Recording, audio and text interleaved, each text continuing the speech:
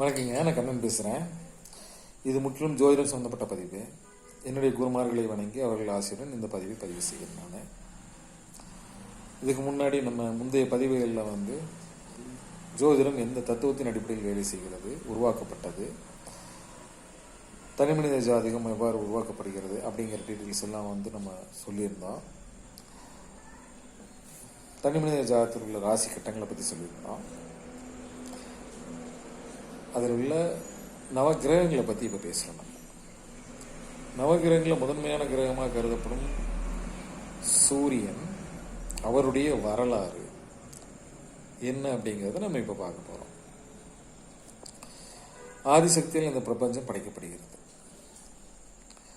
ஆதிசக்தியால் படைக்கப்பட்ட பிரபஞ்சத்திற்கு காத்தல், படைத்தல், காத்தல், அழித்தல், பிரம்மா படைத்தல், விஷ்ணு காத்தல், சிவன் அழித்தல் ஆகிய 3 தொழில்களை செய்கிறதுக்கு அவங்க படைக்கப்படுறாங்க.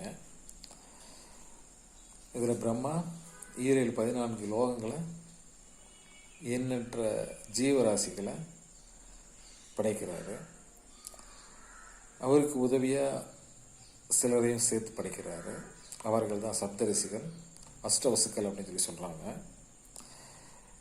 இந்த சப்த ரிஷிகளில் முதன்மையானவர் மாரிஸ் மகரிஷி. மாரிஸ் மகரிஷியோட மகன் காசிப்ப முனிவர். காசிப்ப முனிவருக்கு மொத்தம் 13 மனைவிகள் வராங்க. 13 மனைவியில் முதல் மனைவியான தட்ச பிரஜாதிபதியோட மகள் தான் அதிதி. அந்த முதல் மனைவிக்கு 2 மகன்கள் வர்றாங்க. அந்த 2 மகன்களில் 2வது மகன் சூரியன். புரியலன்னா மறுபடியும் ஒரு தடவை ரீவைண்ட் பண்ணி பாருங்க. இந்த 2வது மகன் தான் சூரியனா பிறக்கிறார். அதாவது காசியப்ப முனிவருக்கு 2வது மகன் சூரியன். இவர் ஜம்பூத்வீத் அப்படிங்கிற பகுதிக்கு அரசனா வர்றாரு. முதல் மகன், அதாவது சூரியனுடைய அண்ணன், சரிங்களா, அவர் துறவரம் போறங்காட்டிக்கு ஜம்பூத்வீப் அப்படிங்கிற பகுதிக்கு அரசனா தனது இளைய மகனான சூரியன் ஆட்சிக்கு வர்றாரு. பிற்காலத்தில் இவருடைய வழியில் வர்றவங்களை தான் சூரிய குலத்தவர்கள் அப்படின்னு சொல்லி நம்ம மகாபாரத்துல எல்லாம் வருவாங்க, பார்த்துருப்பீங்க, சேர்ந்தவங்க அப்படின்னு சொல்லி சொல்லுவாங்க. இந்த சூரியனுக்கு பார்த்தீங்கன்னா சமுங்கை அல்லது சங்கை, பிரபை, சாயாதேவி அப்படின்னு 3 சம்சாரம் இருக்காங்க. இந்த சமுக்கைக்கு ஆண் வாரிசு 2ம் பெண் வாரிசு 1ம் வர்றாங்க. அந்த ஆண் வாரிசுல ஒருத்தர் தான் யமன், பெண் வாரிசு யமுனை. யமுனை நதியை பற்றி கேள்விப்பட்டிருப்பீங்க. அவங்க பிற்காலத்தில் நதியாக மாறி வந்துட்டாங்க. இந்த சாயாதேவிங்கிறவங்களுக்கு ஒரு பெரிய ஸ்டோரி இருக்குது. சூரியனுடைய மனைவியான சாயாதேவிக்கு ஒரு பெரிய ஸ்டோரி இருக்குது. அவங்க யாருன்னா சமுங்கையுடைய நிழல். அவங்க இந்த நிழலைத்தான் உருவமாக மாற்றி சமுங்கை சூரியன்கிட்ட கொடுக்குறாங்க. அதாவது சமுங்கை, சூரியன் உக்கிரமான கிரகம், வெப்பம் மிகுந்த கிரகம். அவருடைய ஒளியை அவங்களால தாங்க முடியாமல் அவங்களுடைய நிழலான சாயாதேவியை உருவமாக்கி நான் திரும்ப வரும் வரை அவங்க அம்மா வீட்டுக்கு போயிடுறாங்க. அவங்க அம்மா வீட்டுக்கு போயிட்டு நான் திரும்ப வர்ற வரைக்கும் கூட இருந்து பார்த்துக்கோங்க அப்படின்னு சொல்லி அவங்ககிட்ட பொறுப்பை ஒப்படைச்சிட்டு போயிடுறாங்க. அந்த சமுங்கையுடைய குழந்தைகளை தன் குழந்தைகளாக பாவிச்சு வளர்த்துறாங்க. தன்னுடைய நிழலையே அவங்க உருவமாக மாற்றி கொடுத்தங்காட்டிக்கு சூரியனுக்கும் தெரியல இது தன்னுடைய முதல் மனைவி அப்படின்னு நினச்சி அவரும் வாழ்கிறாரு. இது சவுங்கை போனவங்க இவருடைய உக்கிரம் தாங்க முடியாமல் போனவங்க அம்மா வீட்டுக்கு போனவங்க திரும்ப வர்றது கிடையாது. சாயாதேவியே சமுங்கையாக மனைவியாக வாழ்கிறாங்க. அந்த சாயாதேவிக்கு 2 குழந்தைங்க பிறக்குது. 2 ஆண் 2 பெண், மொத்தம் 4 குழந்தைங்க பிறக்கிறாங்க. அதில் ஒருத்தர் தான் சனீஸ்வரன். இதில் சனீஸ்வரன் சம்பந்தமாக ஒரு ஸ்டோரி வரும். இந்த யமன் அதாவது இந்த சமுங்கையினுடைய முதல் தாரத்தினுடைய குழந்தை தான் யமன். அவங்க கூட பிறந்தவங்க 2 பேர் ஆண் 1 பெண், மொத்த சமுங்கைக்கு. இந்த சாயாதேவிக்கு குழந்தை பிறக்கிற வரைக்கும் இந்த சாயாதேவிக்கு குழந்தை பிறக்க வரைக்கும் சமுங்கையோட குழந்தைகளை ரொம்ப நல்லா பார்த்துட்டாங்க. அவங்களுக்கு வித்தியாசமே தெரியாத மாதிரி, மாற்றான் தாய் அப்படிங்கிற வித்தியாசமே தெரியாத மாதிரி சாயாதேவி வளர்க்குறாங்க. ஒரு சூழ்நிலையில் இவங்களுக்குன்னு குழந்தைகள் ஆனதுக்கப்புறம் அந்த முதல் தாரத்தினுடைய குழந்தைகளை வெறுக்க ஆரம்பிக்கிறாங்க. அதனால் அவங்க மேலே கடும் கோபம் கொள்கிறாங்க. இதை யமன் பொறுத்துக்க முடியல. யமன் கண்டுபிடிச்சிடுறாரு. கண்டுபிடிச்சிட்டு ஒரு சந்தர்ப்பத்தில் கோவப்பட்டு சாயாதேவியை உதைச்சிடுறாரு.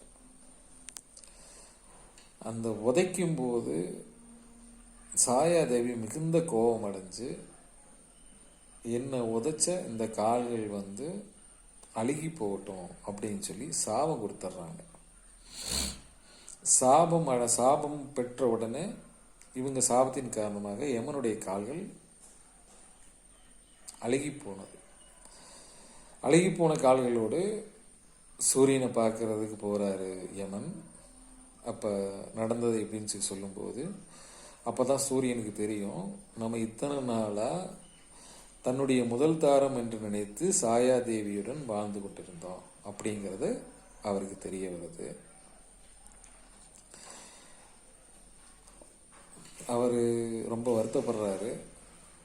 இருந்தாலும் சாயாதேவியை ஒன்றும் பண்ண முடியாது. ஏன்னா மாற்றான் தாய் அப்படிதான் இருப்பா அப்படின்னு சொல்லிட்டு அவள் கொடுத்த சாபத்துக்கு நிவர்த்தியாக யமனை சிவனை நோக்கி தவம் இருக்க செய்ய சொல்கிறாரு.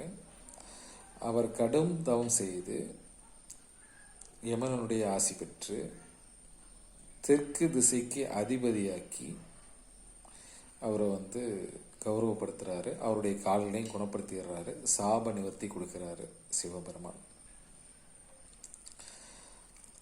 இந்த கதையில் உள்ள முக்கியமான விஷயமே தன் அண்ணனான யமன், அதாவது சாயாதேவிக்கு பிறந்த சனீஸ்வரன் அம்மாவை உதைச்சவருக்கு மோட்சத்திற்கு வழி சொல்லி, அதாவது அம்மாவை உதைச்சங்காட்டிக்கு அவருடைய மோட்சத்துக்கு வழி சொன்ன தன் தந்தையான சூரியன் மேல கடும் கோபம் கொள்றார். இந்த கடும் கோபத்தின் காரணமாக சூரியனுக்கும் சனீஸ்வரனுக்கும் சனிக்கும் மிகுந்த சண்டை வருகிறது. இது ரொம்ப முக்கியமான பாயிண்ட்டு. ஏன்னா பின்னாடி நம்ம பார்க்க வரும்போது, ஜாதகங்கள் பார்க்க வரும்போது சனியும் சூரியனும் கடும் பகைவர்களாக இருப்பாங்க. இந்த பாயிண்டை வச்சு ஜோதிடர்கள் பல பலன்களை எடுப்பாங்க. இந்த ஸ்டோரி எல்லாமே நம்மளுடைய சித்தர்களால் சொல்லப்பட்ட ஸ்டோரி. எவ்வளோக்கு எவ்வளோ சுருக்கமாக சொல்ல முடியுமோ அவ்வளோக்கு எவ்வளோ சுருக்கமாக சொல்லியிருக்கேன். நான் ஜஸ்ட் அவுட்லைன் தான். இந்த ஸ்டோரியை முழுசாக எல்லா டீட்டெயில்ஸும் தெரிஞ்சுக்கணுன்னா அட்லீஸ்ட் 5 to 6 hours ஆகும் நம்ம தெரிஞ்சுக்கிறதுக்கு. இருந்தாலும் சூரியனுடைய வரலாறு, சூரியனோட அப்பா யார், அம்மா யார், அவருடைய குழந்தைகள் யார் யார் அப்படின்னு தெரிஞ்சுக்கிறதுக்காக. அவ்வளோதான், மற்றபடி வேற ஒன்றும் இல்லை. அதாவது காசிப்ப முனிவர், அவங்க அம்மா பேர் அதிதி. சூரியனுக்கு நம்ம இப்போ தெரிஞ்சுக்கக்கூடிய வகையில் அவருடைய மகன்கள் சொல்லி கிரக அந்தஸ்து பெற்ற சனீஸ்வரன், இன்னொன்று யமன், தெற்கு திசைக்கு அதிபதியான யமன். இந்த 2 பாயிண்ட், இந்த பாயிண்ட்டை மட்டும் நம்ம மனசில் வச்சுக்கிட்டோம்னா இப்போதைக்கு இது போதும். இதே மாதிரி அனைத்து கிரகங்களுக்கும் ஒரு ஸ்டோரி இருக்கு, அம்மா அப்பா இருக்காங்க. இது எல்லாமே நம்ம சித்தர்கள் நமக்கு அருளிய விஷயம்தான். இதை நல்லா ஞாபகம் வச்சுக்கோங்க. நம்ம பிற்காலத்தில் நம்ம ஜோதிடம் பார்க்கும்போது, ஜோதிடத்தின் அடிப்படையை நம்ம தெரிஞ்சுக்கும் போது இந்த விஷயம் கண்டிப்பாக தேவைப்படும். மிக்க நன்றி, வணக்கம்.